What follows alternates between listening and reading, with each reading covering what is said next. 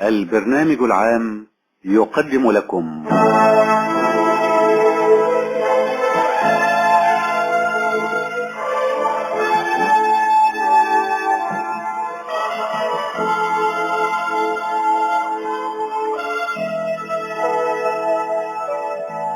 روائع التمثيليات الإذاعية.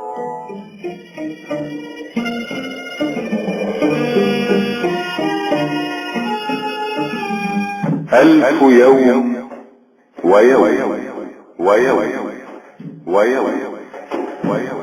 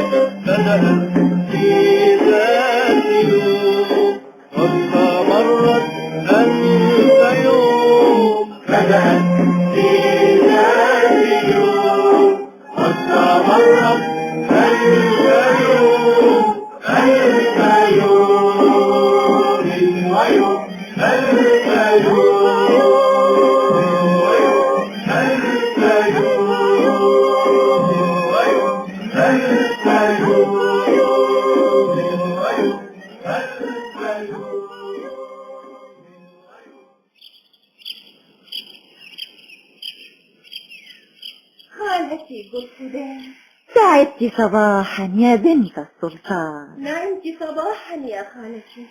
كيف كانت ليلتك يا ابنتي؟ ليلتي؟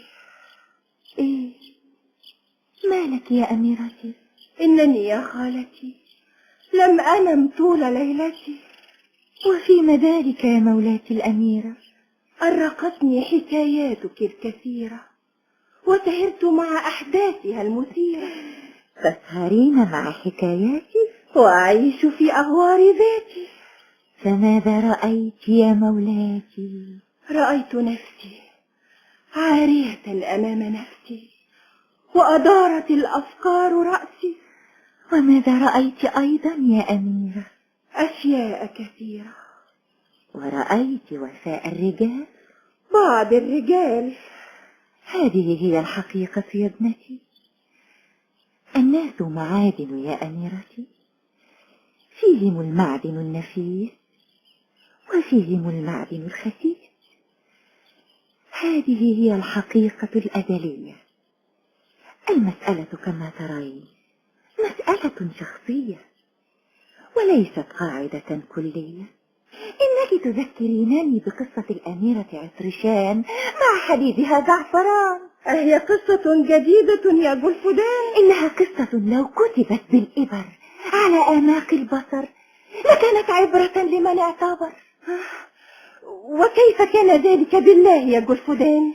كان ذلك يا مولاتي في بلاد النهروان أيام سلطانهم العادل كنعان ابن كهلان.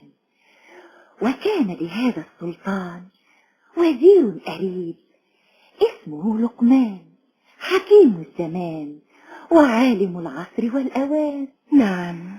وكان السلطان يقربه إليه ويعتمد عليه، وعلى الرغم من تقدم سنه كان السلطان يجعله على رأس جنده ويصحبه في رحلات صيده. نعم. فاتفق في مرة من المرات وفي أثناء رحلة من هذه الرحلات أن لاح لهما سرب من الضباء، فانطلقا وراءه في البيداء وظلا يضربان في العراء حتى ابتعدا عن الحياة والأحياء وانقطعا عن الأتباع والرفقاء، وأصبحا تائهين في هذه البيداء ولا زاد معهما ولا ماء. وشد السلطان عنان جواده وشد الوزير عنان جواده، وأقبل السلطان على وزيره لقمان.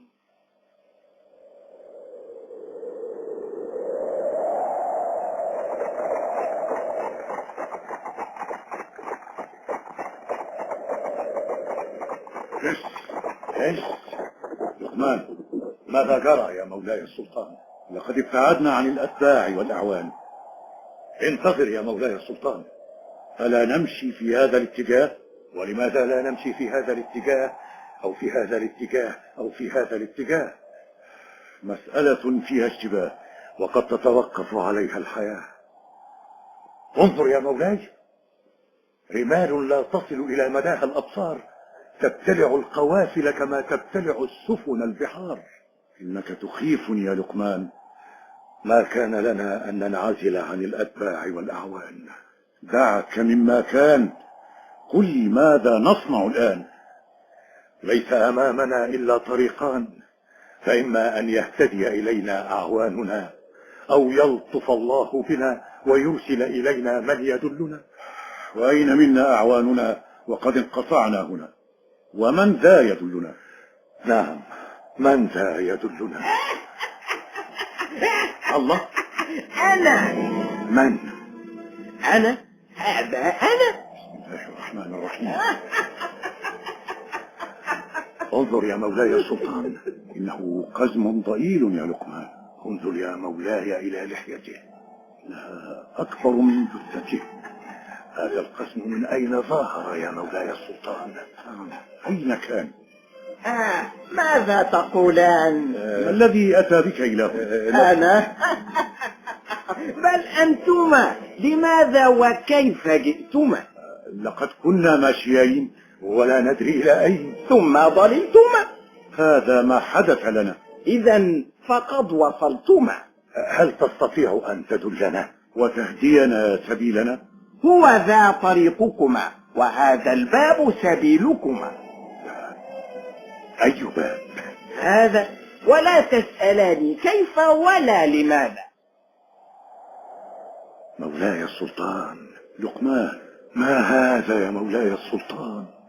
سور من شجر اللبلاب وله باب، كيف ظهر بحق السماء؟ لقد كانت الصحراء أمامنا خلاء. له في ذلك حكم. ما معنى كل هذا أيها القزم؟ أظنكما تائهين. نعم. من هذا الباب تهتديان إلى سبيلكما. هيا انزلا عن خيولكما. إننا نريد أن نرجع إلى بلادنا أو نتصل برجالنا. ستتصلان وتصلان. انزلا أيها التائهان. ولكن لا مفر من أن تنزلا حتى ترتاح وتسألا. ومن يمسك خيولنا؟ أنا. أنت؟ نعم أنا، وأنتظركما هنا. مولاي، هيا بنا. أمسك الزمام أيها القزم اللحيان. فأنتظركما هنا. مولاي السلطان، ادخل يا لقمان.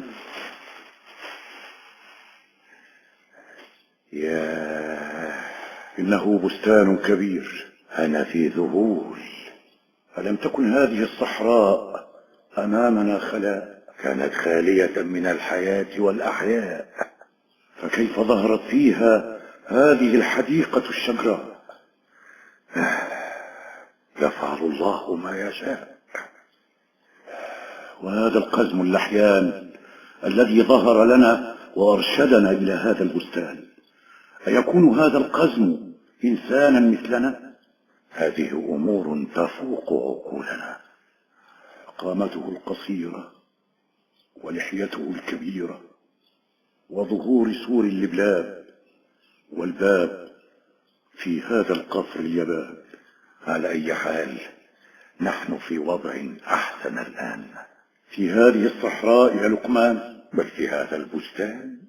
على الأقل نجونا من العطش والجوع، وقد نجد من يهدينا فنستطيع الرجوع. ولكن هذا البستان ليس فيه إنسان ولا طائر ولا حيوان. أليس فيه سكان؟ لا يبدو ذلك يا لقمان. يا سلام، تأمل هذه الحديقة الشجراء، ولكن لا حياة فيها ولا أحياء. هذا هو العجب العجاب. أليس لهذا البستان صاحب؟ فمن الذي أقام هذا السور ورفع هذا الباب؟ وأين هم الآن؟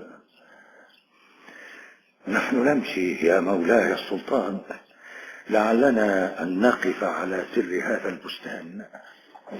انظر يا لقمان، إنها غزالة تجري وهي تلهث مسرعة، ووراءها حية رقطاء مفزعة، ووراء الحية ثعبان له قرنان. تعال نختفي وراء هذه الأغصان. تعال أسرع يا لقمان. انظر يا مولانا السلطان، الغزالة تجري مسرعة ووراءها هذه الحية المفزعة وهذا الثعبان الأقرن يا لقمان. إنهما يطاردانها، يكادان يدركانها، إنهما يهاجمانها. قوسك يا لقمان. أضرب يا مولاي السلطان عندما يقتربان. اضرب يا لقمان.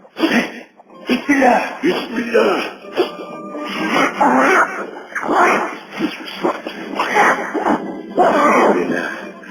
قد أصبت الحية يا لقمان.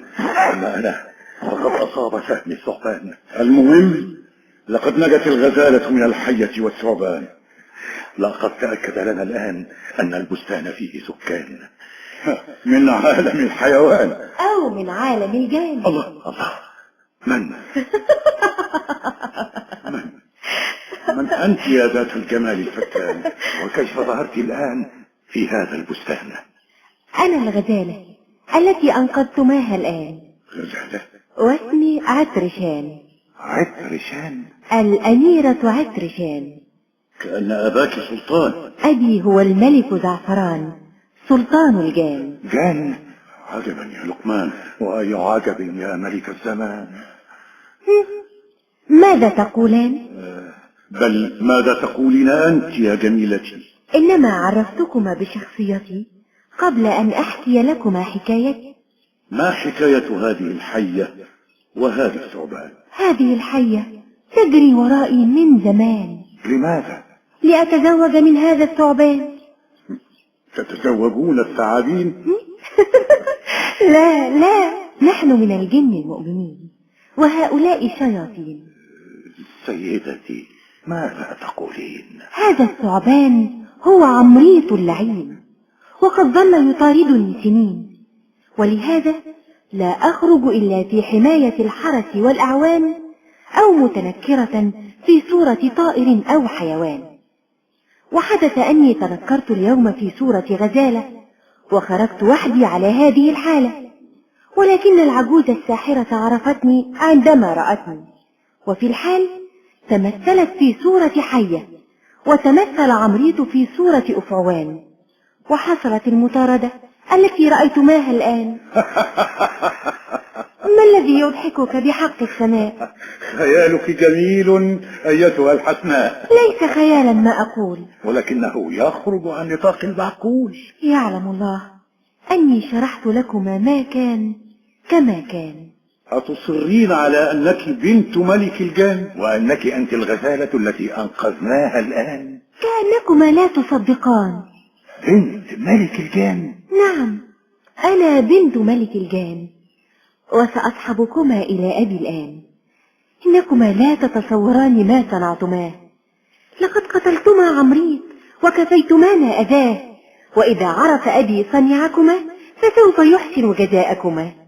سواء كنت من الإنس أو من الجان فنحن هنا تائهان. سأصحبكما إلى أبي الآن. يا سيدتي، نحن لا نريد إلا أن ترشدينا حتى نخرج من هذا التيه ونرجع إلى أهلنا.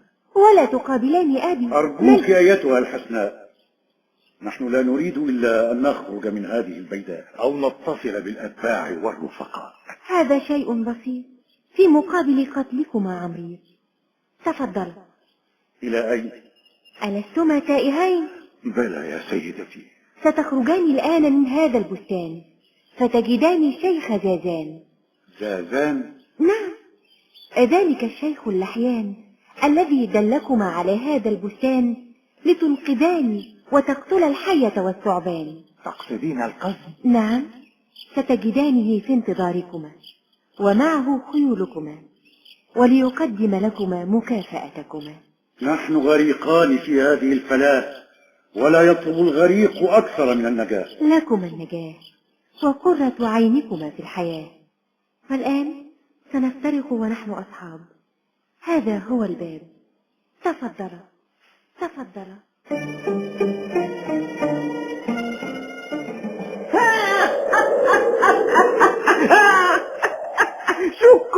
شكرا لكما، لقد وصل جميلكما. أيها الغريبان التائهان، ماذا صنعتما في البستان؟ لقد أنقذتما الأميرة عطرشان من الحية والأفعوان. لقد صنعتما ما عجزت عنه الجان، ولكما عندي مكافأتان. اسمع يا زازان، أيكما قتل الحية وأيكما قتل الثعبان؟ أنا الذي قتل الحية. سترزق بصبية وتذوق طعم الذرية. صبية جمالها فتان، وتسميها عطرشان على اسم بنت ملك الجان. لسنا في هذا الآن. وأنت الذي قتلت الثعبان؟ نعم، أنا الذي قتلت الثعبان. سترزق بغلام كبدر التمام، يكشف الظلام وينشر النور والسلام، وتسميه زعفران على اسم ملك الجان. دعك من هذا الكلام يا زازان. سترزق بصبية جميلة تسميها عطرشان، ويرزق صاحبك بغلام جميل يسميه زعفران. لقد أصلت أيها الشيخ اللحيان. والآن تريدان أن تصلا إلى بلادكما أو تتصلا برجالكما. وأين هم رجالنا؟ ها هم أولئك وراءكما. يا مولانا، إنهم رجالنا. لماذا دخلتما وادي الجان؟ هو ذا وادي الجان؟ واضح يا مولانا السلطان. لقد اتضح كل شيء الآن. اركب يا مولانا السلطان. ولكن أين زازان القزم اللحيان؟ وأين البستان؟ وأين السور اللبلاب؟ وأين الباب؟ كل شيء اختفى الآن. اركب يا مولاي السلطان. يا مولانا السلطان، يا مولانا السلطان، مولانا السلطان. أعطيهم إشارة المسير يا لقمان. هيا يا فرسان، إلى بلاد النهروان. إلى بلاد النهروان. وهكذا عاد السلطان ووزيره لقمان من رحلتهما الأخيرة ذات الحوادث المثيرة، وشغلتهما أحداث الزمان ونسيا كل ما كان. ولكن القدر كان يدخر لهما مفاجأة تسرهما، فقد تحققت نبوءة القزم وقسم الله لهما بما قسم. فرزق السلطان بأميرة كأنها زهرة نضيرة، وصدرت إرادة السلطان فسماها عطرشان على اسم الأميرة عطرشان التي قابلاها في البستان وأنقذاها من الحية والثعبان. كما رزق الوزير بغلام كأنه ابتسامة على فم الأيام، وسماه زعفران على اسم ملك الجان والد الأميرة عطرشان.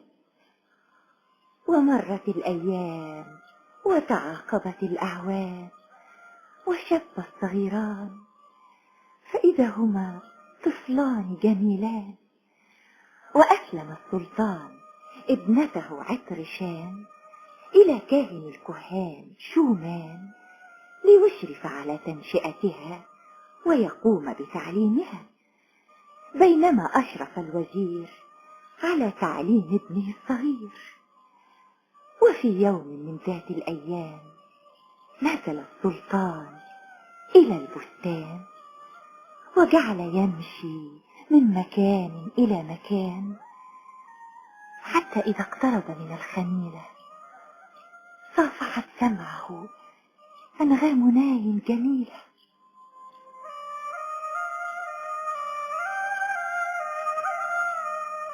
وغضب السلطان كنعان، فقد أمرهم بإخلاء البستان، فكيف لا يطيعون أمر السلطان؟ ولكن حلاوة الأنغام ذهبت بغضب السلطان. إنها أنغام شجية كأنها نسمة طرية. من أين تأتي هذه الأنغام؟ ومن هذا العازف الماهر الذي يرسل هذه الألحان فيعطر بها جو البستان؟ لعله في الخميلة؟ نعم، هو في هذه الخميلة. ودهش السلطان عندما وجد أن هذا العازف القدير طفل صغير. طفل صغير، هذا شيء مثير. من أين له بمثل هذه الألحان؟ وما الذي جاء به إلى البستان، بستان السلطان؟ وانتهى الطفل من عزفه، فأقبل عليه السلطان قائلا: مرحى مرحى. يا ربي، انتظر أيها العازف القدير. أنا سيدي لا تخش بأسا يا صديقي الصغير. أريد أن أذهب إلى أبي. أخائف أنت مني؟ أخشى أن يسألوا عني. طيب قل لي، نعم. من علمك هذه الأنغام يا ولدي؟ علمني إياها والدي. والدك؟ نعم يا سيدي. كأن أباك من رجال الأنغام. يا سلام، إنه هو نفسه أنغام. وما الذي تعرفه أيضا يا صديقي الصغير؟ إنني أعرف الكثير. إنني أعرف الكتابة والحساب، وأحفظ أول الكتاب، وألعب الشطرنج، وعندي معلومات، وأستظهر 10 مقطوعات. ما شاء الله ما شاء الله. ومن علمك كل هذا يا ولدي؟ ومن يكون غير والدي يا سيدي؟ كأن أباك من علماء النهروان. لا أحد أعلم من أبي إلا السلطان. وما اسم أبيك؟ لكن ما هذه الأيقونة التي تعلقها على صدرك يا ولدي؟ إنها هدية قدمها السلطان لوالدي بمناسبة مولدي. حسن حسن يا زعفران. أصح؟ كيف عرفت اسمي؟ من أين لك يا عمي؟ من هذه الأيقونة التي على صدرك. طيب، عن إذنك. إنني معجب بقولك، كما أنني معجب بفنك، وكنت أريد أن تزيدني من عزفك. لقد تأخرت عن أبي وأمي، اسمح لي يا عمي. لن أؤخرك عنهما، سلم لي عليهما. ألا تذكر اسمك يا سيدي حتى أبلغه والدي؟ إذا ذكرت له ما دار بينك وبيني فسوف يعرف اسمي. شكرا شكرا يا عمي.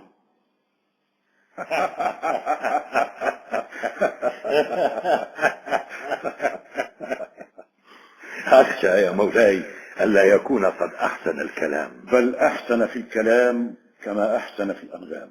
عندما حدثني بما جرى في البستان أدركت أنه كان في حضرتك يا مولاي السلطان، ولكنه لم يعرفني يا لقمان. هل تأذن لي يا مولاي أن أقدمه لك الآن؟ يسرني ذلك يا لقمان. يا مرجان، مرجان مولاي. أحضر زعفران. في مثل هذه السن الصغيرة يا لقمان كيف استطعت أن تعلمه عزف هذه الألحان؟ أنت تعلم أن الناي هوايتنا القديمة يا مولاي. ادخل. هل أرسلت إلي يا أبي؟ الله، السيد الذي قابلني في البستان والذي حدثتك عنه قبل الآن. زعفران، حي مولانا السلطان. السلطان؟ حفظ الله مولانا السلطان. لا عليك يا زعفران. مولاي، هل معك الناي؟ لم أكن أعرف مولانا السلطان ونحن في البستان، أما الآن فهل أستطيع أن ألعب بالناي أمام مولاي؟ طيب طيب طيب، نعفيك من هذا يا زعفران. اخرج أنت الآن. بعد الاستئذان. تفضل. لعلك راض عنه يا ملك الزمان. اسمع يا لقمان. نعم. كما تقوم بتعليم زعفران تقوم بتعليم أطرشة. ألا يقوم بتعليمها الكاهن شومان؟ بلى، ولكن بعد أن رأيت ما رأيت وسمعت ما سمعت أريدك أنت، فماذا تقول يا وزير؟ ولكني وقد تقدمت سني، فإني تريد أن تتهرب مني؟ كلا يا ملك الزمان، ولكني أخشى أن يغضب الكاهن شومان، أخشى أن يعتبرها إهانة ويسرها في نفسه يا مولانا. لقمان، عفوك يا ملك الزمان. لا أسمع منك هذا الكلام يا لقمان، ولا بد أن تنفذ ما آمرك به الآن. هي المشورة يا مولاي أم هو الأمر؟ بل هو الأمر، ولا بد من تنفيذه على الفور. خلاص، لك السمع والطاعة في الوقت والساعة. في الوقت والساعة. الخيول جاهزة يا مولاي. طيب، نحن وراءك، اسبقنا إلى هناك. وتعلمها ركوب الخيل يا لقمان؟ العلم يا مولاي هو الإعداد للحياة، ولا بد أن نعلمها كل ما ينفعها. بعد إذن مولاي السلطان. هيا يا عطرشان، هيا يا زعفران. مولاي السلطان، مولاي السلطان. ماذا وراك يا حبهان؟ كتاب من ابن عمك الأمير عدنان، جاء به حمام الزاجي الآن. خيرا، اللهم اجعله خيرا. تعال معي يا لقمان. تفضل يا ملك الزمان. لا تذهب للركوب الآن، انتظر حتى أعود يا زعفران.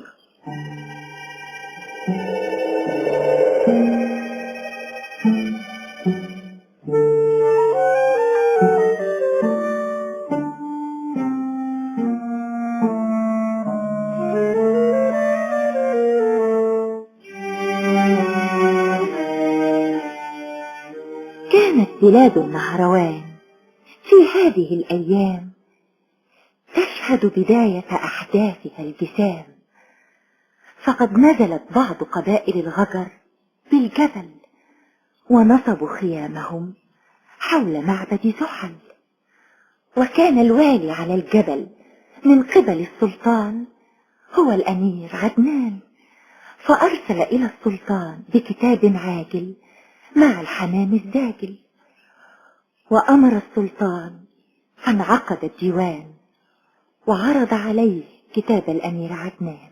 يا رجال النهروان، لقد دعوتكم الآن وأمرت بعقد الديوان بسبب كتاب عاجل جاءني مع الحمام الزاجل. ممن يا مولاي السلطان؟ من ابن عم الأمير عدنان الوالي على الجبل.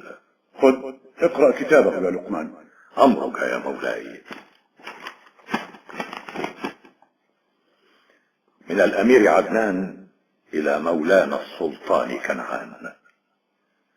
إنني يا مولاي أحكم باسمك في الجبل، ونحن نعيش على موسم معبد زحل، ولكن جماعة من الغجر وعلى رأسهم كاهنتهم أم العبر التي تلعب بالبيضة والحجر نزلوا بالجبل ونصبوا خيامهم حول معبد زحل وطلبوا أن نسمح لهم بذلك. فرأيت قبل أن أعطيهم كلمة الأمان أن أرجع إليكم يا مولاي السلطان. بس كفى يا لقمان، هذا هو مضمون الكتاب. رأيت قبل أن أرسل الجواب أن أستعين بكم وأستنير برأيكم، ولهذا جمعتكم. فما رأيكم؟ أتأذن لي يا مولاي السلطان؟ تكلم يا لقمان. مولاي يعرف أن هذا الجبل فيه معبد زحل، وأن حجاجنا كل عام يذهبون إليه من كل مكان، وأخشى إذا أقام الغجر هنا أن يضايقوا حجاجنا. أتسمح لي يا ملك الزمان؟ نعم، تكلم أيها الكاهن شومان. لقد بالغ الوزير لقمان يا ملك الزمان. أنا لم أقل غير ما يمليه الله. لا، أرجو أن تمكنني من الكلام. لا أدري لماذا تريد أن نسمح له. ولماذا لا نسمح لهم؟ أيها الكاهن شومان. أيها الوزير لقمان. أنا والله لا أدري الله. بس كفى. معذرة يا مولاي. أنا الآن أمام اتجاهان، وسأتوسط بين الاتجاهين وأجمع بين الرأيين. يسمح لهم بالبقاء على ألا يملكوا أرضا في الجبل بأية حال من الأحوال. يكتب بهذا لابن عم الأمير عدنان. تسمع يا لقمان؟ والآن يرفع الديوان. من؟ سيدي كاهن الكهان شومان. نعم أنا شومان، ولكن دعني يا سيدي أقبل يديك. لا لا لا لا لا لا لا لا. دعني أقبل قدميك. لا لا لا لا لا يا ولدي، أستغفر الله. كيف نشكر لك صنيعك، كيف نرد لك جميلك. لقد أنقذتنا لولاك لأخذ السلطان برأي وزيره لقمان وأرسل إلى واليه في الجبل ليهدم مضاربنا حول زحل. أنتم الغجر. نعم يا سيدي، نحن الغجر الذين أبعدت عنهم الضرر. وقد أرسلتني كاهنتنا أم العبر لأقدم لك هذه السرر. تفضل.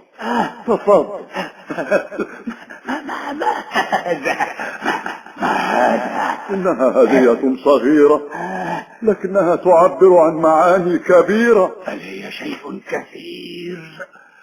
هذا مال وفير. إنها مجرد تعبير عن الشكر والتقدير.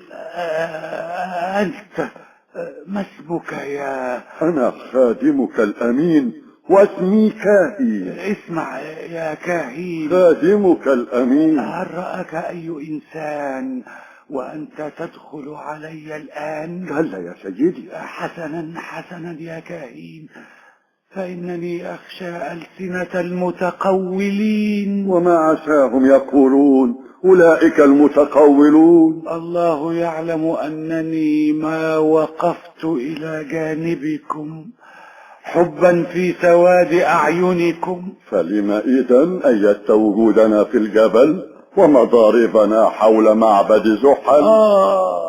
هذا هو السؤال. نعم، فعلت هذا معارضة للوزير لقمان ونكاية في السلطان.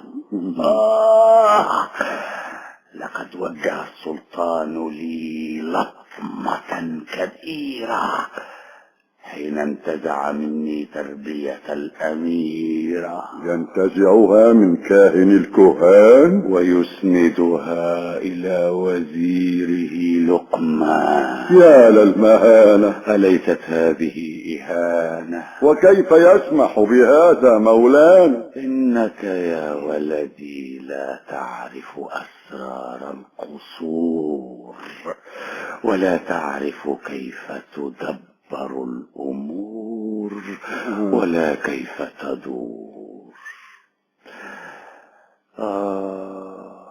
الأميرة عطرشان يقوم بتربيتها لقمان، ولما كانت الأميرة وحيدة أبويها فسوف يؤول الملك إليها، وعندئذ يكون لمربيها الهيمنة عليها. أتعرف ما هي الهيمنة؟ إنها الملك والسلطنة. لقد أعلنها لقمان حربا علي ولن يفلت من يدي. البادي أظلم يا سيدي. لن يفلت لقمان من يدي. طيب أستأذن أنا الآن. لا أريد أن يحس بوجودك هنا أي إنسان، ولهذا سأخفيك في هذا المكان حتى يجن الظلام وتنصرف من هنا بسلام. ولكن انتهى الكلام. ادخل. أم العبر. جهيم، ما الذي أخرك يا لعين؟ أعرف أنك كنت تنتظرين وقد جئتك بالخبر اليقين. قابلت الكاهن شومان؟ وأخرني عنده إلى الآن. والأموال التي أرسلناها إليه؟ اختطفها بيديه وضمها إليه ولم يصدق عينيه. لقد وقع الكاهن الأكبر.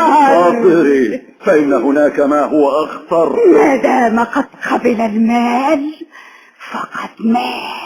إنك لا تعرفين ماذا قال. وماذا قال؟ الكاهن شومان يحقد على السلطان ووزيره لقمان. لماذا؟ إنها حكاية تستوقف النظر يا أم العبر. نعم. الكاهن شومان كان يقوم بتعليم الأميرة عطرشان، ولأن الأميرة وحيدة أبويها فسوف يؤول الملك إليها، وعندئذ يكون للكاهن الذي يربيها السيطرة عليها، ولا يبعد أن ينتزع الملك من يديها. ولكن السلطان عزل شومان وأسند تربيتها إلى وزيره لقمان. ولهذا السبب يحقد عليهما، وقد يسوقه هذا إلى خيانتهما. حسن، لقد وجدنا دافعا إلى جانب المال. يعني نستطيع نحن الآن أن ندس الكاهن على السلطان. نعم. ولكن هذا عامل لم يكن في الحسبان، ولا بد أن نتدارسه الآن. اذهب من فورك إلى شيوخ الغجر في مضارب الغجر ليحضروا على الأثر حتى نعيد النظر في ضوء هذا الخبر. أمرك يا أم العبر. انتظر انتظر يا لعين، لا تكن من المتسرعين. أنا تحت أمر. ثم بعد ذلك تنطلق من فورك وتتسلل إلى مدينة النهروان وتقابل الكاهن شومان فتبلغه التحية والسلام وتقول له إنني أريده في كلام.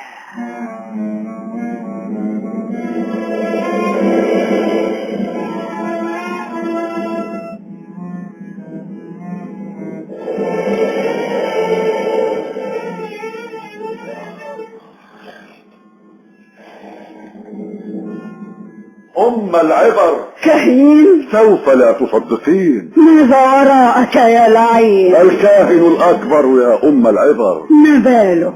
فجر. خبر؟ لقد وقعنا على صيد ثمين. افصح يا كاهن. ألم أقل لك إنك سوف لا تصدقين؟ اذكر كل ما حدث وكل ما كان. ما كدت أثير حقد الكاهن شومان على الوزير لقمان حتى غلب الحقد عليه وبان الشر في عينيه. ولما قدمت المال إليه وقلت له إنك تريدين أن تريه قال إنه سيأتي إليك برجليه. ألم أقل لك إننا وقعنا على صيد ثمين؟ وأين هو الآن يا كاهن؟ تركته وهو يتأهب للحضور إلى المعبد. المعبد؟ ليظهر للناس أنه أتى إلى الجبل ليزور معبد زحل، وبهذا يبرر مجيئه هنا ويغطي زيارته لنا. هذا الشيطان. ولكن من سيرشده إلى هذا المكان؟ رصدت له بعض الرجال ليقودوه إليك في الحال. العال. ادخل. التحية والسلام. قبل التحية والسلام وقبل الكلام اكشف عن وجهك هذا اللثام. وهذا هو اللثام. مولانا الكاهن شومان. كاهن الكهان، أي شرف تصبغه علينا حين تأتي بنفسك إلينا. هل أنا في حضرة كاهنة الغدر؟ خادمتك أم العبر. هكذا أراد القدر. لقد ساءنا والله ما سمعنا، ولم نفهم لتصرفات السلطان معك أي معنى. السلطان ينتزع منك تربية الأميرة عطرشان وأنت كاهن الكهان، ويسند تربيتها إلى رجل مثل لقمان. لقمان استولى على عقل السلطان لدرجة تنحيتك عن تربية الأميرة. هذه إهانة كبيرة. ولماذا أسندها إليك إذا كان سينتزعها منك؟ وماذا يقول الكهان؟ وماذا يقول الناس في كل مكان؟ إذا نفذت السهام فلا فائدة من الكلام، ولكن دعينا من لقمان والسلطان. هل أرسلت إلي الآن؟ نعم، ولا غريب بيننا الآن، يعني نستطيع أن نتكلم ونحن آمنين. نعم. أريد أن أقول إننا متفقان. كيف؟ ألست تكره الوزير لقمان؟ لقمان؟ نحن أيضا نكره الوزير لقمان. إنه هو الذي يعترض طريقنا، يعني هناك علاقة مشتركة بيننا. فلو وضعت في أيدينا يدك فإننا نتخلص من عدونا المشترك. ماذا تقول الآن؟ مسألة فيها قولان. ألا تريد أن ترد المهانة؟ بلى. ألست تريد أن تغسل الإهانة؟ بلى بلى، ولكن ألا تكون هذه خيانة؟ خيانة؟ معاذ الآلهة وأستغفر الآلهة. الخيانة أن تعمل ضد مولانا. إنك تعمل ضد لقمان وليس ضد السلطان. إنك تأخذ طارك وترد اعتبارك. طيب ما هو المطلوب مني؟ لا شيء، فقط إذا حدث شيء تبلغني. جاسوس يعني. أرى أنك إلى الآن لم تفهمني. ألست تريد أن تنتقم لنفسك؟ ألا تريد أن تغسل الإهانة التي لحقت بك؟ طيب دعيني أفكر. انتظر حتى أتيك بالمفكر الذي يجعلك تفكر. حتى تفكر وتحسن التفكير في الانتقام من الوزير. خذ. لا هذا كثير. هذا الذهب سيساعدك على التفكير. لكن لا تقل لكن يا سيدي الكاهن. لكن أخشى أن ينكشف أمرنا. لن يعلم أحد بما بيننا. وكيف يكون اتصالنا؟ دع هذا لنا. طيب أقوم أنا. تستطيع أن تنصرف الآن في سلام وأمان.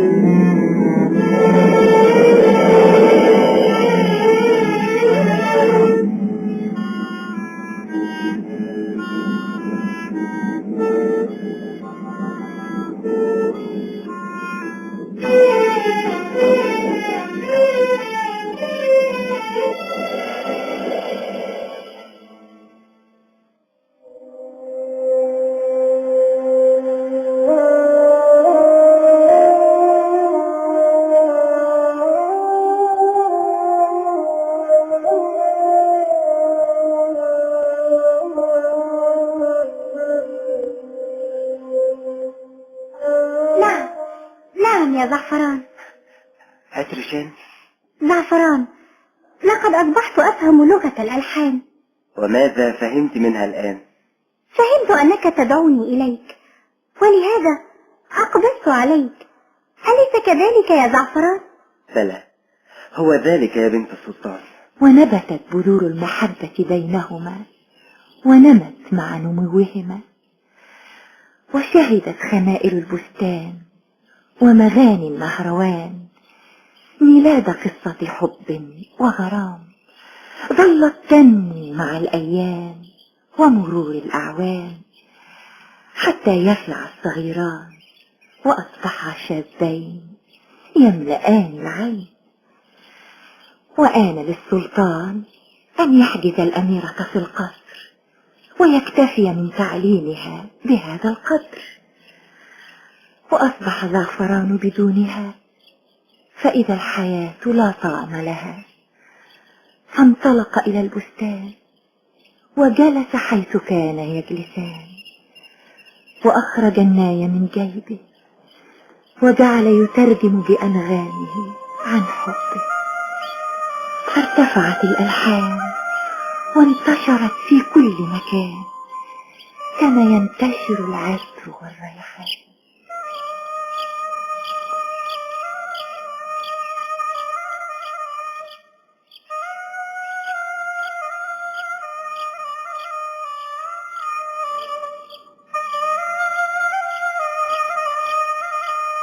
أتسمعين يا وردشان؟ ما أشجى هذه الأنغام يا بنت السلطان؟ إنه زعفران. أتفهمين ما تقوله هذه الألحان؟ إنه بهذه الأنغام يدعوني إليه. انتظري حتى أرد عليه. أين الناي؟ هو ذاك. سأرد عليه أولا من الشباك قبل أن أذهب إليه هناك. ماذا تقول يا زعفران بهذه الأنغام؟ تقول إن عندك كلام، أنا أيضا عندي كلام وعتاب وملام أترجمه إلى أنغام. اسمع يا زعفران.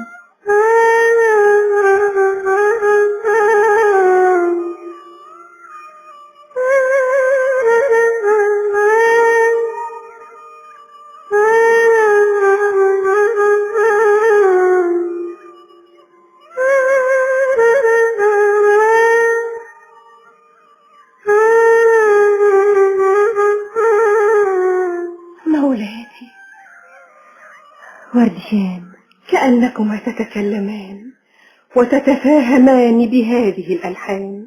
هذا شأننا من زمان. فماذا تقولان؟ أعاتبه يا وردشان. ألم تسمعي ما يقولونه عن زعفران؟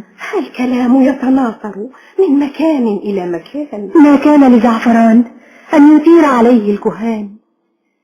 إني أفهم زعفران، أعرف أنه قد أطال التأمل في الحياة والنظر إلى مخلوقات الله، فاهتدى إلى أفكار لكشف عالم البحار وما وراء البحار، واستغلها الكاهن شومان وقال إنها تجديف وبهتان. لا يا وردشان، أنا خائفة على زعفران. تعالي معي يا وردشان إلى البستان، أنا ذاهبة إلى زعفران.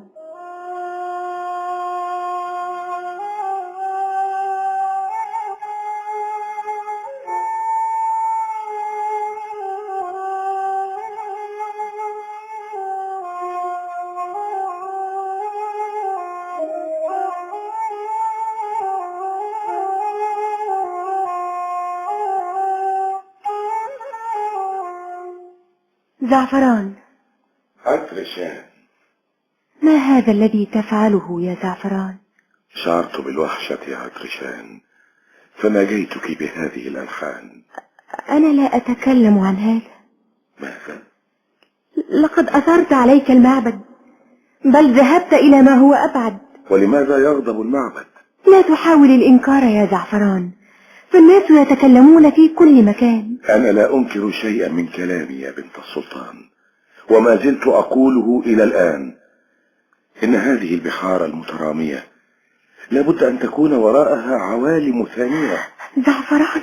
الملاحون من قديم الزمان وما زالوا إلى الآن يسيرون بمحاذاة الشطآن، ولو أنهم اهتدوا إلى هذه الأفكار وساروا في عرض البحار فلابد أن يكتشفوا عوالم مثلنا قد يكون عندهم ما ليس عندنا، فلو اتصلنا بهم واتصلوا بنا لكان في ذلك خير لهم وخير لنا.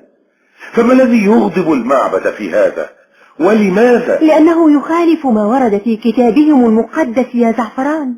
هترشان، ألم تكوني مقتنعة بما قلت؟ كنت. فما الذي غير رأيك الآن؟ أخاف عليك من الكاهن شومان، وكأني به الآن وقد استثار الكهان فرفعوا الأمر إلى السلطان.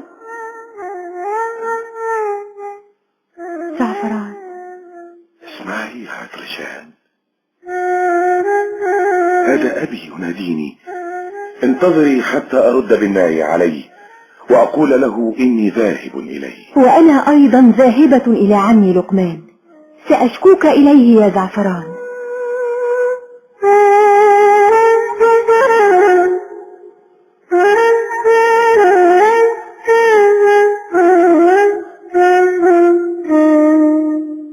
ألم أنهك عن هذا يا زعفران؟ ولكنك لم تقل إنني غلطان. أنا لا أتكلم بغير برهان. يا ولدي، ليس كل ما يعرف يقال، وعلى أي حال فقد حدث اليوم ما يشغلنا عن هذه الأقوال. ماذا؟ هل هناك ما هو أخطر من هذا؟ نعم يا بنتاه، لقد وقع ما كنا نخشاه، واستقر الغجر في الجبل، واستولوا على معبد زحل، ولوثوا الأماكن المقدسة بأقدامهم المنكسة، والوالي أثره الأنزال وطردوا الأهالي. يأسرون الأمير عدنان ليساوموا عليه السلطان. وماذا نصنع الآن؟ عندما وصلت الأخبار هاج السلطان وثار، وأمر أن نجهز حملة على عجل ونزحف إلى الجبل. ولهذا دعوتني يا أبتي، لقد كنت أدخرك يا ولدي لهذا اليوم. لن أتخلف عن القوم، سأكون على رأس الفرسان.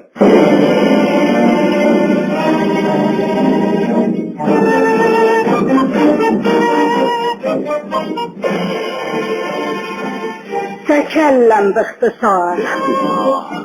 ما كادت تصل إلينا الأخبار حتى هاج السلطان وثار، وأمر بجمع العساكر والرجال ليزحفوا على الجبل في الحال. ذلك كل ما هنالك؟ وماذا بعد ذلك يا أم العبر؟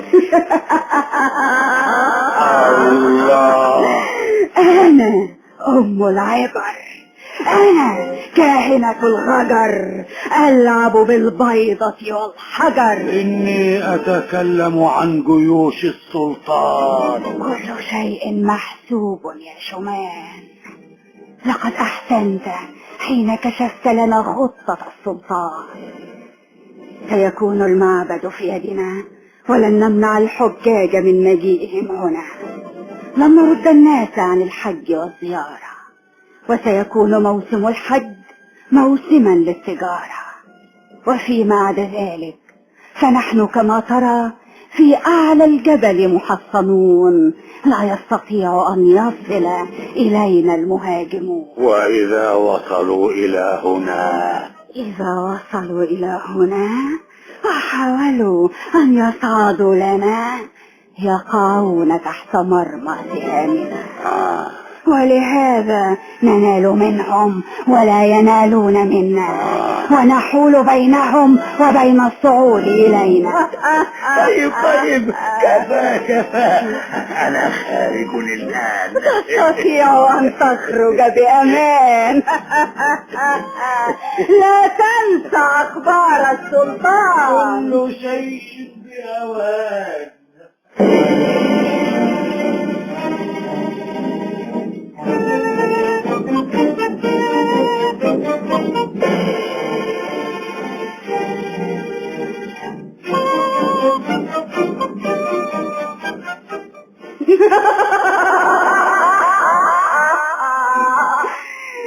يفض السلطان اجتماع الديوان ويقصر اجتماعه على لقمان وشومان والفتى زعفران. وبهذا حسب السلطان أن أسرارهم في أمان. أنا أم العبر، أنا كاهنة الغدر التي تلعب بالبيضة والحجر. ولكنهم إذا صعدوا إليكم يقضون عليكم. ما دمت يا سيدي الكاهن تأتينا بأخبارهم وخفايا أسرارهم، فسوف يجدوننا دائما في انتظارهم. وإذا حاولوا الصعود لنا وقعوا في مرمى سهامنا، ونحن في أعلى الجبل متحصنون وهم في أسفله مكشوفون، فمما تخافون؟ نفرض أنهم صعدوا إليكم، أفلا يظهرون عليكم؟ لا يا شومان، هذا هو الفرض المحال. فليكن مجرد احتمال. في هذه الحالة يا سيدي أرمي بآخر سهم في يدي، أحضر لهم المارد الأشدق العفريت السفرتق. سفرتق؟ سلطان الجن الأزرق. وإذا استعانوا بسلطان الجن الأحمر؟ هل تظن أو تتصور سيدي الكاهن الأكبر أن سلطان الجن الأحمر وسلطان الجن الأزرق يتقاتلان من أجل سواد عيني الملك كنعان؟ لا يا سيدي الكاهن شومان. كذا يا أم العبر. لن تنتهي حيل الغجر. طيب أنصرف أنا الآن في سلام وأمان. لا تنسى أخبار السلطان. كل شيء بأوان. يا إلهي، أتسمع يا لقمان؟ أتسمع يا شومان؟ ماذا تقول يا زعفران؟ هذه إحدى عجائب الزمان، حفنة من الغجر يهدمون رجالي ويأسرون الوالي. ألم أقل لك يا مولاي السلطان؟ الذي يحز في نفسي يا شومان أن تتكرر هزائمنا أمام أولئك الجرذان. لأننا نحاول المستحيل يا ملك الزمان. لا يا كاهن الكهان. هل عندك جديد يا زعفران؟ أنا ما زلت عند رأيي يا مولاي السلطان. لابد أن هناك من ينقل إليهم كل أسرارنا، بدليل أننا وجدناهم في انتظارنا. لا، ليس هذا دليلا يا زعفران، بل هو أكبر برهان. إن أعداءنا لا يطمئنون لنا، فأي غرابة في أن يترقبوا وصولنا ويستعدوا لنا. ثم كيف يعرفون أسرارنا ولا يعرفها أحد غيرنا؟ مولانا السلطان وأبوك وأنا، فهل تشك في أحدنا؟ أراك سكت يا زعفران. لا أدري ماذا أقول يا سيد الكاهن شومان. وماذا تقول أنت يا لقمان؟ يبدو أن الأمر كما يقول كاهن الكهان. فماذا نصنع يا لقمان؟ المشكلة التي نواجهها الآن هي الصعود إليهم يا مولانا السلطان. كيف أيها الوزير؟ بواسطة المعبد الكبير. وما شأن المعبد؟ انتظر أنت يا شومان، أكمل يا لقمان. لقد فكرت وأطلت التفكير.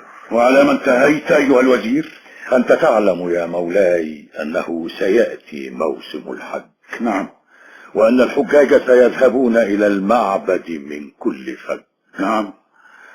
فإذا تنكر فرساننا في هيئة حجاج وذهبوا إلى الجبل مع هذه الأفواج، مع ملاحظة أن يسيروا في أوقات مختلفة ومن أماكن مختلفة، وهم يخفون أسلحتهم في أمتعتهم حتى إذا رأيتهم قد تكامل جمعهم أشرت أنا إليهم فأخرجوا أسلحتهم ومالوا عليهم فيفاجؤون بنا ولا يصمدون أمامنا، وبهذا نقضي عليهم يا مولانا ونتخلص من العار والإهانة. هذا هو ما هداني إليه طول التفكير. إني أتأمل كلامك أيها الوزير. إذا لم يتسرب إلى الأعداء سر هذه الخطة يا مولاي السلطان. لا يا زعفران، ليس معنا الآن إلا أبوك والكاهن شومان، فأسرارنا في أمان. ولكن ماذا يقول الكاهن شومان؟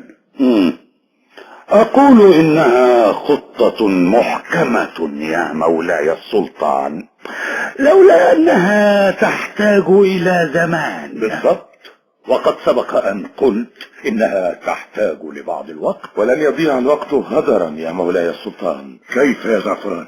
لقد مكثنا بضعة أيام ونحن نرصد قوافل أولئك اللئام، فوجدناها تخرج مستترة بالظلام وتعود إليهم مستترة بالظلام، وقد أعددت لهم فرسان الليل على ظهور الخيل يكمنون لهم في كل واد ويقفون لقوافلهم بالمرصاد، وبهذا نضعفهم ونقطع المدد عنهم إلى أن نتخلص منهم. ما أحسن ما تكلمت يا زعفران. بعد هذا يا مولاي السلطان، شجاعة قلبك ورجاحة رأيك. أنت يا ولدي أكبر من سنك. أرجو أن أكون دائما عند حسن ظنك. يعني أمامنا الآن خطتان. نعم يا شومان، الخطة الكبرى التي سينفذها لقمان، والخطة العاجلة التي سيقوم بها زعفران. ستأتيك أخبارها يا ملك الزمان. حسن، انطلق أنت الآن. ثم العبر. شومان، أين كنت يا كاهن الكهان؟ هل سمعت بما يفعله زعفران وبقية الفرسان؟ يكمنون لقوافلنا في ظلام الليل، حتى إذا ظهرت طلائع الخيل انصبوا عليها كالسيل. حقا لقد طفح الكيل. ماذا عندك يا شومان للقضاء على زعفران؟ دعينا من زعفران الآن، هناك ما هو أخطر من ذلك يا أم العبر. إنك لا تعرفين ما يدبره لكم القدر. أكثر من هذا الخطر وأدهى وأمر. ماذا؟ السلطان ووزيره لقمان يجهزان العساكر والفرسان ليقتحموا عليكم الجبل. لن يصعدوا إلينا بحال، لأننا نصدهم بالنبال. بل ستفاجؤون بهم وقد أحاطوا بكم، وأضيع أنا بسببكم. نفاجأ بهم هنا فوق الجبل؟ أجل. كيف؟ لقد اقترب موسم الحج. نعم. وبطبيعة الحال سيأتي الحجاج من كل فج، فوجا وراء فوج. نعم. ولهذا استعمل لقمان دهاءه وحكمته ووضع خطته بحيث يأتي الفرسان مع هذه الأفواج وهم متنكرون في صورة حجاج. وماذا عن أسلحتهم؟ سيخفونها في أمتعتهم، حتى إذا تكامل جمعهم أشار لقمان لهم فأخرجوا أسلحتهم ولن تستطيعوا مقاومتهم. كل هذا من تدبير لقمان. يسمونه في بلاد النهروان حكيم الزمان. لقد أحسنت يا شومان، إن جئتني بهذه الأسرار الآن سترى ما نصنع بهم. لقد سعوا إلى حتفهم بظلفهم، لكن ألست تريد أن تتخلص من لقمان؟ سنخلصك من لقمان وستكون من بعدي وزيرا للسلطان. أوهام وأحلام. انتهى الكلام، تستطيع أن تنصرف بسلام، وسترى ما تأتي به الأيام. كفى ماذا يا عطرشان؟ أيغضبك هذا يا أبتي؟ كلا، ولكني لم أكن أتصور أن تكون عطرشان من الفرسان. إذا فلماذا كان عمي لقمان يعلمني الفروسية والطعام؟ إنها من فرسان الليل يا مولاي السلطان. انتظر أنت يا زعفران. ثم ماذا يا عطرشان؟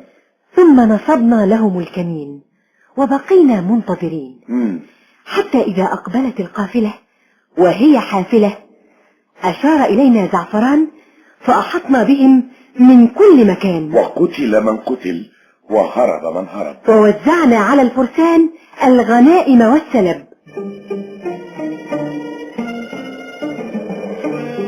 يا مولاي السلطان، أراك قلقا يا زعفران. اغفر لي يا مولاي السلطان إذا قلت إن انقطاع أخبارهم لا يدعو إلى الاطمئنان. نحن في انتظار ما تأتي به الأقدار. طال الانتظار وانقطعت الأخبار. ما دام والدك الحكيم لقمان على رأس الفرسان فلا تخش بأسا يا زعفران. ثم لا تنسى أن رجالنا متنكرون، يعني لن يفطن إليهم أولئك المجرمون حتى يفاجأوا بهم وقد مالوا عليهم بأسلحتهم. أخشى أن تكون قد تسربت أخبارنا ووصلت إلى الغجر أسرارنا. وكيف تصل إليهم أسرارنا ولم يعلم بها أحد غيرنا؟ لا أدري، ولكن لماذا لا نرسل وراءهم بعض الأعوان حتى يأتون بأخبارهم وأسباب تأخيرهم؟ يا مولانا السلطان، يا مولانا السلطان، ما هذا؟ يا مولانا السلطان، المرزبان؟ الأمان يا ملك الزمان. ما الذي حدث أيها المرزبان؟ خيانة؟ نعم يا مولانا، لقد وقف الأعداء على أسرارنا ولذلك كانوا في انتظارنا، وقبل أن نتمكن من إخراج أسلحتنا فجونا وأحاطوا بنا. وأبي أين أبي؟ أين الوزير لقمان؟ تكلم أيها المرزبان، أين لقمان؟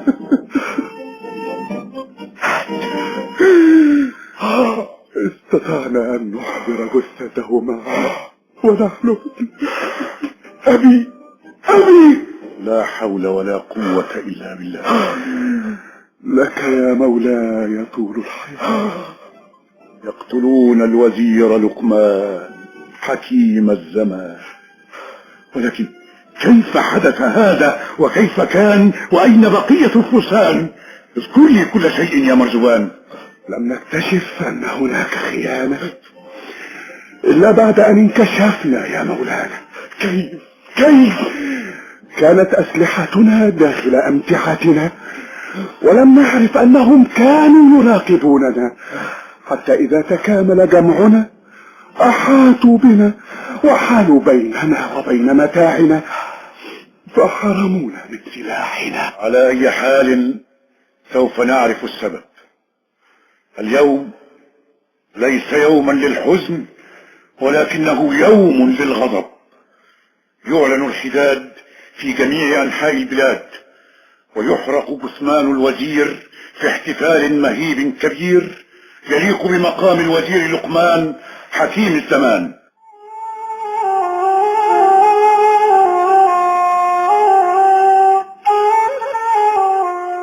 زعفران، لا تبكي يا بنت السلطان. أنا لا أبكي وحدي، يخيل إلي أن كل ما حولي يبكي. الخطب أكبر من البكاء يا عطرشان. لقد كنت تعزف على الناي الآن فلم تكن أنغامك إلا بكاء يا زعفران. بعد أن قتلوا أبي لن تخمد نار غضبي، لن تهدأ ناري ولن يقر قراري إلا إذا أخذت بثاري. من يوم وفاة عمي وأنت كل ليلة تخرج إليهم ومع فرسان الليل تشن الغارة عليهم وتستولي على قوافلهم وتقتل رجالهم. وأين هذا مما أعده لهم؟ يا سيد زعفران، يا سيد زعفران، ما وراءك يا حبان؟ السلطان يريدك الآن. طيب، أنا منطلق وراءك يا حبان. أنا تحت أمرك يا مولاي السلطان. أنت يا ولدي لا تعرف مكانتك عندي. لقد نشأت في بيتي، وقد أحببتك صغيرا وقدرتك كبيرا. والآن أريد أن آخذ رأيك يا زعفران. رأيي أنا في مسألة تهمنا. أنا رهن إشارتك. من اليوم ستكون يا ولدي في مكان والدك. أنا؟ نعم، ستكون أنت الوزير. هذا يا مولاي شرف كبير، ولكني أرجو أن تسامحني. أنا لا أصلح للوزارة، ولا الوزارة تصلح لي. لماذا يا ولدي؟ لأنني مشغول بثأر والدي، وغارات الليل تملأ وقتي يا سيدي. أولا، ثار أبيك ليس ثارك أنت وحدك. وثانيا، أنت في الوزارة أقدر منك على أن تأخذ ثاره. وثالثا، هذا أمر يصدره إليك السلطان. فماذا تقول يا زعفران؟ أقول سمعا وطاعة يا ملك الزمان. خلاص يا كاتب، يكتب أمر بتعيين زعفران في المكان الذي خلا بوفاة المرحوم لقمان، وترسل بذلك التعليمات إلى جميع الجهات. والآن يرفع الديوان. يا سيدي الكاهن، أنت تراهم في قمة الجبل متحصنين. نعم، ولكنهم لا يستطيعون أن يعيشوا عن العالم معزولين. لا بد أن ينزلوا من حصنهم على رغمهم. وأي شيء يرغمهم؟ حياتهم وتجارتهم. إنهم لا يستطيعون أن يعيشوا وحدهم. لا بد أن يقايضوا غيرهم على ما عندهم. وإذا كنا لا نستطيع أن نطلع لهم، فإننا نستطيع محاصرتهم. وبهذا يقعون بين نارين، ويقفون أمام إحدى اثنتين: فإما أن يعيشوا في الجبل معزولين فيكونوا مساجين أو كالمساجين، وإما أن ينزلوا مستقتلين أو مستسلمين. لقد أشرت والله يا زعفران. لا يا مولاي السلطان. لماذا أيها الكاهن شومان؟ إن وزيرك زعفران ينسى أن في أسرهم الأمير عدنان. أنا لم أنسى أن الأمير، بل أنت تنسى أن الأمير عدنان في أسرهم، وأننا إذا حاصرناهم فلن ينجو الأمير من شرهم. وما الذي يستطيعونه؟ يقتلون ابن عم الأمير عدنان؟ لا يا مولاي السلطان، لن يمسوا شعرة من مفرق الأمير عدنان. ومن يضمن لك هذا أيها الوزير زعفران؟ أيها الكاهن شومان، إن الغجر حين أسروا الأمير عدنان فإنما أسروه ليساوموا عليه السلطان، فإذا قتلوا الأمير فلن يستطيعوا أن يساوموا في قليل أو كثير. أنت يا ولدي ما زلت صغيرا على أي حال، لا تعرف ما يفعله اليأس في نفوس الرجال. لا يا كاهن الكهان. أيها الوزير زعفران، أيها الكاهن شومان، إنك لن كفى. الكاهن شومان يختلف مع زعفران كما كان يختلف مع المرحوم لقمان. ما دعاني إلى هذا الكلام إلا الخوف مما تأتي به الأيام. هذه أوهام، وإلا فعلى أي شيء يساومون السلطان إذا هم قتلوا الأمير عدنان؟ حسن يا زعفران، ولكن كفى. لقد استمعت إليكما وقال ما عنده كل منكما، وسوف أنظر فيما قلتما. أما الآن فيرفع الديوان. ادخل. العبر. كهين، تعال هنا يا لعين. ما الذي فعله بكم زعفران؟ إنه زعفران ومعه الأميرة أطرشان، ووراءهما جميع الفرسان. فرسان الليل على ظهور الخيل. لو كان ورائي رجال يصبرون على القتال لما وصلنا إلى هذه الحال.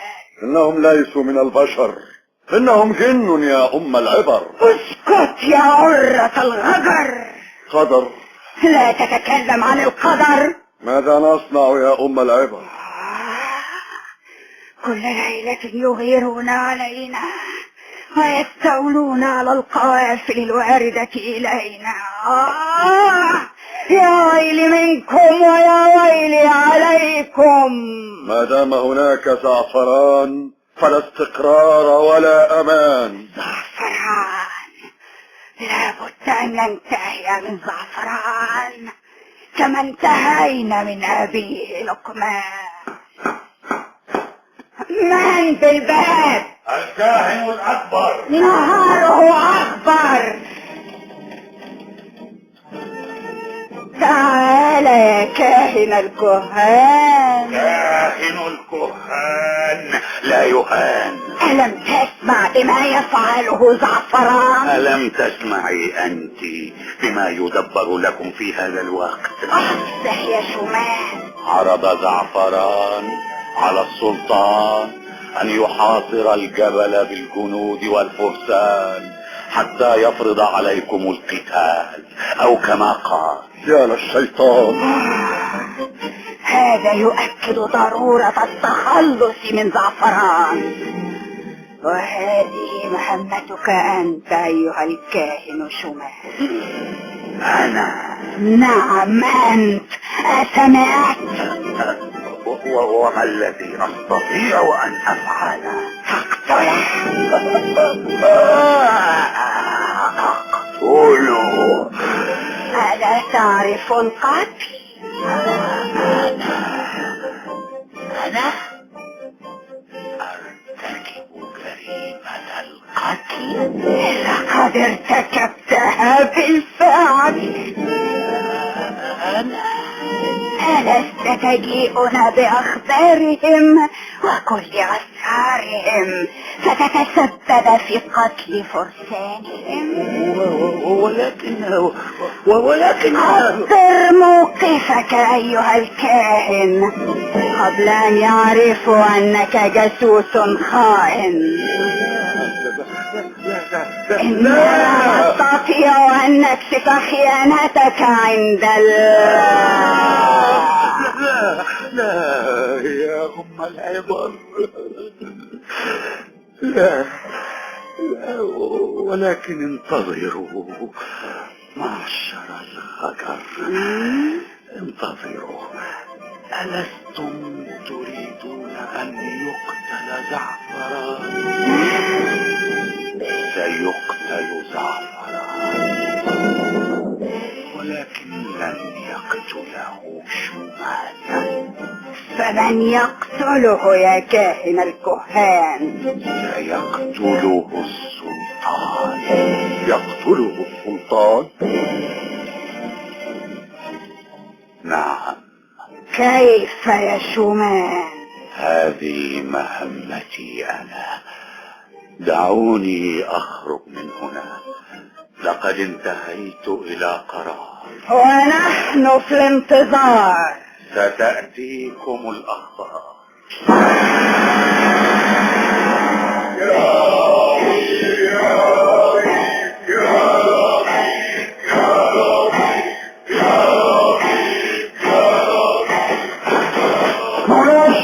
أدركنا يا مولاي السلطان. ما هذا يا كشمير؟ إنه يا مولاي شيء خطير.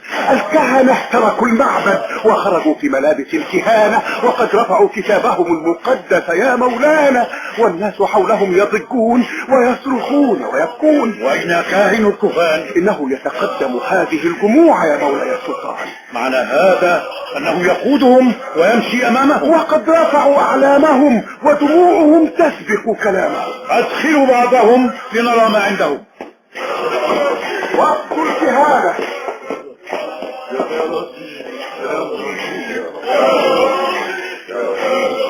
وقت الكهنة يا مولانا السلطان، وعلى رأسه الكاهن شومان.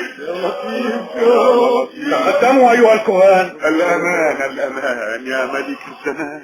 شومان، ما شأن هؤلاء الكهان؟ ما هذا الذي تفعلونه وماذا جرى في المدينة؟ يا لطيف يا لطيف. الذي جرى الظلم والافتراء. لما تنصحت إلى الآن ألا تستطيع أن تصلح يا شومان؟ ألم تسأل نفسك يا ملك الزمان لماذا تكررت هزائمنا ولماذا حدث لنا كل ما حدث؟ من سخط ربنا. وسؤال آخر يا ملك الزمان، سل ما بدا لك يا كائن الكهان. ما حكم من يعتدي على مقدسات المعبد؟ من يعتدي على مقدسات المعبد يمضي فيه حكم المعبد.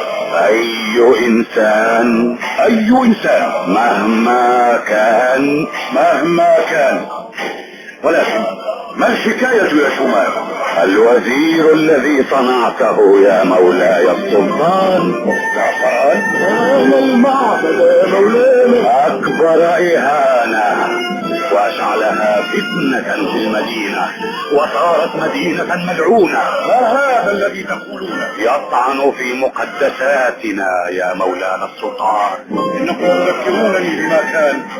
فقد سمعت كلاما كهذا عن زعفران، ولكن هذا كلام مضت عليه أزمان. فما الذي حركه الآن؟ الكلام ينتقل من مكان إلى مكان والجدران لها آذان. إن البلد يرقص اليوم فوق بركان. وما الذي تريدونه الآن؟ بيننا وبينه حكم المعبد. وأنا لن أتراجع ولن أتردد. اذهبوا أنتم إلى معبدكم وسأرسل في طلب زعفران. حلمك يا ملك الزمان. أنت ترى أن الناس في الخارج كالطوفان ولا يمكن أن أخرج لأقول لهم أي كلام يقال. لا بد أن تتم المحاكمة في الحال. بحضور جميع الكهان تتم محاكمة زعفران حتى يتأكد العام والخاص أن العدالة لا تفرق بين الناس. حقا ليس على القانون تغيير. تشمير أمر مولاي. علي بالوزير بدون تأخير.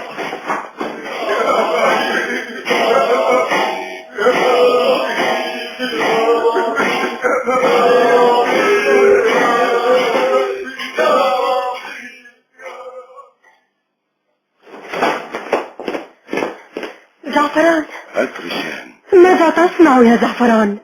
أراجع خطة الغارة التي سنشنها الليلة يا بنت السلطان. كأنك لا تعرف ما يجري في المدينة وما فعله الكهان وما يفعلونه. لا، أثاروا كلامك القديم عن عالم البحار وخرجوا يستنكرون هذه الأفكار. ذلك هو الجهل الذي يتخبطون فيه، بل هو الخطر الذي يجب تلافيه. يا مولاي الوزير. ماذا تريد يا كشمير؟ مولاي السلطان يريد سيدي زعفران. حسن، أنا ذاهب إليهم الآن. انتظري يا عطرشان.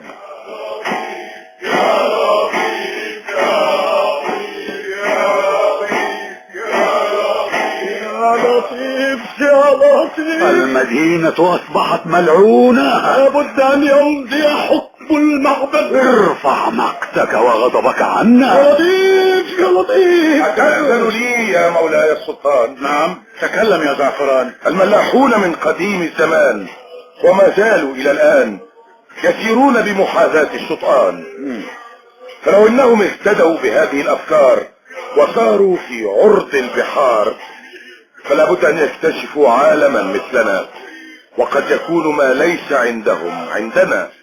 فلو اتصلنا بهم واتصلوا بنا لكان في ذلك خير لهم ولنا. هذا اعتراف صريح، بل هو الرأي الصحيح.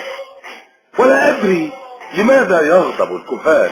دعونا نسمع قوله. اعترف يا مولانا، والاعتراف سيد الأدلة. لابد أن يمضي حكم المعبد. حكم المعبد. حكم المعبد. فما حكم المعبد يا كاهن الكهان؟ هذا شيء مقرر يا مولاي السلطان.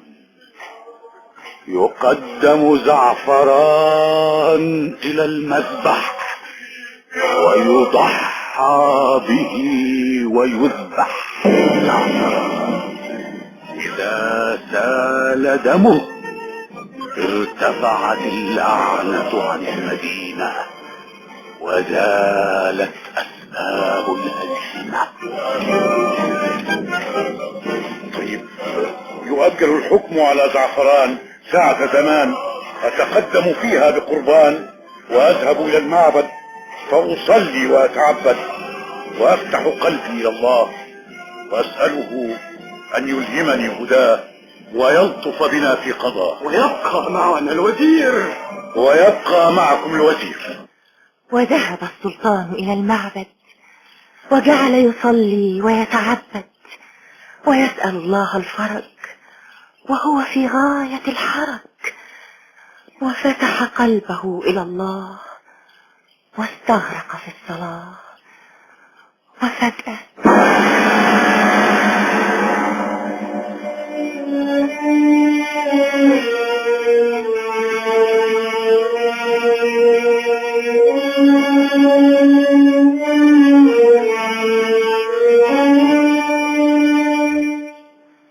الله أعظم والعزة لله والملك والدوام لله. حي على الصلاة حي على الصلاة. وقطع الأذان رواية جلفدان فأمسكت عن حكايتها وانصرفت إلى عبادتها. وبهذا ينتهي اليوم 32 بعد 100 من 1000 يوم ويوم. تأليف طاهر أبو فاشا، إخراج مصطفى أبو حطب. غدا نلتقي مع الجزء الثاني، مع تحيات المخرج رمزي مجاهد.